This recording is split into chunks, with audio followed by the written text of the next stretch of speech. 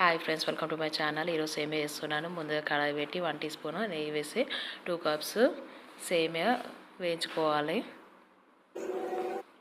వేయించి పక్కన పెట్టుకోవాలి. అలాగే 4 కప్స్ మిల్క్ తీసుకున్నాను. మిల్క్ బాయిల్ చేయాలి. బాయిల్ అయ్యాక మనము వేయించి పెట్టుకున్న సేమియా వేసుకోవాలి. అలాగే 1 టీ స్పూన్ ఇలాచి ఫ్లేవర్ కోసం వేయాలి. తగినంత చక్కెర. నేను 2 కప్స్ సేమియా తీసుకున్నా కూడా 1 కప్ షుగర్స్ తీసుకున్నాను. పాలు బాగా మసిలినాక సేమియా వేయాలి. వేసి ఉడకనివ్వాలి ఫ్రెండ్స్. చాలా టేస్టీగా ఉంటుంది. చక్కెర ఫస్ట్ వేయద్దు, లాస్ట్లో వేయాలి ఉడికినాక.